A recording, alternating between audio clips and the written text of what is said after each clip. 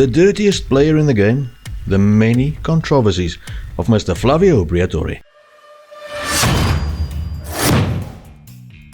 Yes, Flavio Briatore is a legend of Formula One racing. The man won titles with Schumacher Classic and Alonso when he was young, but he also brought us some of racing's most controversial moments, and it's those, rather than the successes he had, that will be the focus of this video. Yes, the man is a bit of a Formula One version of Ric Flair, isn't he? Aging playboy who does as he sees fit. Father of a child with supermodel Heidi Klum, props, having dated numerous models and supermodels, including Klum and Naomi Campbell. To steal Ric Flair's quote, Briatore may very well be the one as needed to appeal to a wider audience. So let's have a look at some of the many controversies of Flavio Briatore. Number 5. His pre-Formula One fraud convictions.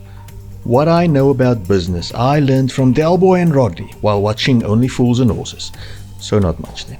Except that it seems that those with the less than honest to goodness morals seem to get rich easier. Maybe that's why Mr. Flavio B tried some shortcuts to wealth in his younger days and ended up on the wrong side of the law. The man was actually convicted on multiple counts of fraud in the early 1980s and sentenced to jail time twice. Yet somehow he never served any time in prison. Rushmagazine.co.uk gave the following summary of his early business career, and I quote, opening his own restaurant, Tribula, which closed due to excessive debt, Briatore tried his hand as a door-to-door insurance salesman before finding work as the assistant to Attilio Dutto, owner of the Paramati Vernici paint company. Dutto was killed in 1979 in a car bomb attack by unknown perpetrators, but the method of execution was the calling card of La Cosa Nostra, the mafia. It quickly emerged that Dutto was bankrupt and Briatore's involvement in his business affairs would lead to his arrest on several counts of fraud. End quote. He somehow avoided time behind bars by living as a fugitive in the Virgin Islands until his convictions were nullified by receiving amnesty for reasons that I cannot for the life of me find much info on. While living in the Virgin Islands, he opened and ran very successful stores for his friend Luciano Benetton, a friendship that would eventually lead to Mr. Briatore entering the wonderful world of Formula One. 1994 Benetton illegal driver aids allegations. 94 was a hell of a season. We lost Senna and Ratzenberger tragically, and we saw the emergence of Schumacher Classic as the heir to Senna's throne, willing to go beyond the limits of petty things like rules to win at almost any cost. Back in 94, many driver aids were illegal in Formula One. Why? I honestly don't know. Being of average intelligence and relative sanity, I've never understood the FIA or their rules. Power brakes, traction control, anti-locking braking systems, ABS, and active suspension were all illegal. All things that, to my admittedly under-rested brain, seems to make racing safer. But whatever. All hail the FIA. If you were unaware, Briatore was Benetton's team boss by 94. Why else would this be an entry on this list? Captain Obvious's info aside, there were suspicions that Benetton were fudging the lines on some rules. At first it was thought that Benetton were using traction control software, but the FIA were unable to prove this. But an article on Wikipedia says, and I quote, it was only confirmed in 2015 when Willem Toot, one of Benetton's engineers that season, wrote an article on his LinkedIn account describing how the team developed a traction control system using spark cutting. End quote. I have not got the foggiest idea what spark cutting is, but Benetton and McLaren were thought to have used a form of launch control after the San Marino Grand Prix in 1994, which would allow the drivers much more efficient starts. Both teams were asked to hand over the relevant software to the FIA for investigation, which they refused. They were fined a massive amount of money and they handed it over, both teams being found with hidden illegal functionality in their software. But there was no proof that it was used in race conditions. If found guilty, Benetton could have been excluded from the World Championship. The season's controversies were, however, far from over. Belgium saw Schumacher disqualified for excessive wear on the planks under his car, meaning the car's ride height might have been illegal, which may have improved traction, and he was penalised in Britain for overtaking Damon Hill for some reason on the parade lap. Yet he was only informed of the penalty after more than the allowed 15 minutes had passed, and then black flagged, which he ignored, and he served his penalty on lap 27, going on to finish second in the race, leading to many expensive fines and more meetings and a lot of issues in the rest of the season, all under the watch of Flavio Briatore. Number 3. 1994 Benetton refueling irregularities. The Jos the Boss pit fire. The driver aid allegations were dodgy, but they made the car perform better without the risk of sending someone through a living hell. The allegations concerning the cause of the incident, where Jos the Boss's car caught fire during a refueling stop, are much darker and almost cost not only Max's daddy, but also some pit crew members their lives.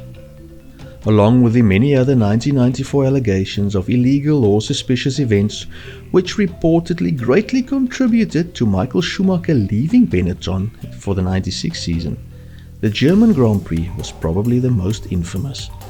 Jos Verstappen pitted for fuel and his car caught fire spectacularly when the fuel nozzle would not connect properly. Jos was injured with minor burns, as were 4 crew members, according to an article which I linked in the description, and I quote, Intertechnic, the company that manufactured refueling equipment for all the teams, was delegated by the governing body to examine the Benetton factory shortly after the German race. After Intertechnic's examination, a statement was released by the FIA stating that the fuel valve was slow to close because of the presence of a foreign body, and that a filter designed to eliminate any possible risk of fire had been removed. An estimate by an outside party stated that without the filter, fuel flowed into the car at a 12.5% faster rate than usual, saving a second per pit stop, end quote. Yeah, it doesn't seem like much at first, but 12.5% of a 10-second refueling stop is not just a second, it's 1.25 seconds.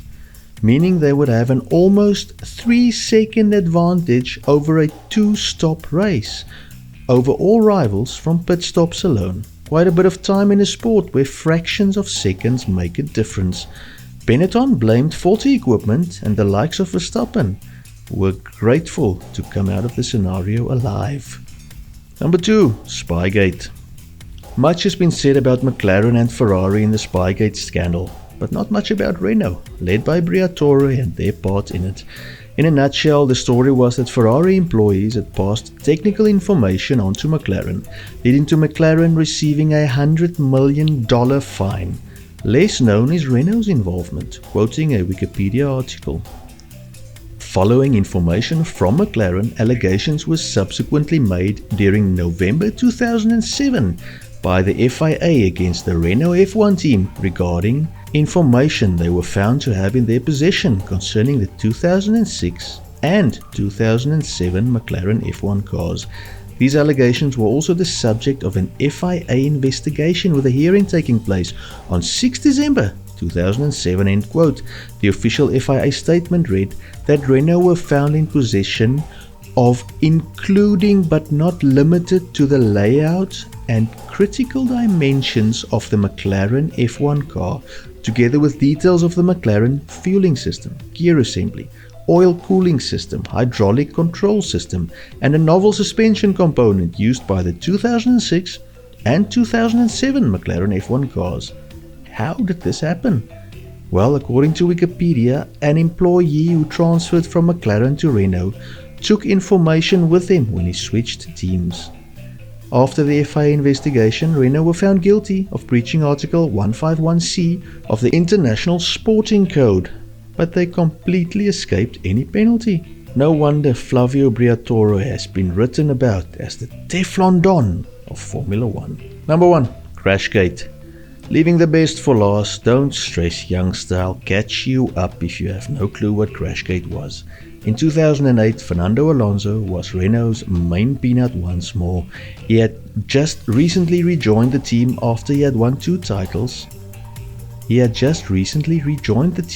had won 2 titles after being thoroughly peed off with what he perceived as poor treatment at McLaren. I defer to Wikipedia for a short description of the incident. On 28 September 2008, on the 15th lap of the Singapore race, which was close to the expected pit window for everyone's first stop, the Renault R28 driven by Piquet Jr. crashed into the circuit wall at turn 17, necessitating a safety car deployment. Alonso had previously made an early pit stop and was promoted to the race lead as other cars were running out of fuel and were forced to pit under safety car conditions, resulting in a penalty or shortly after the safety car period, which pushed them several positions behind the now compact pack.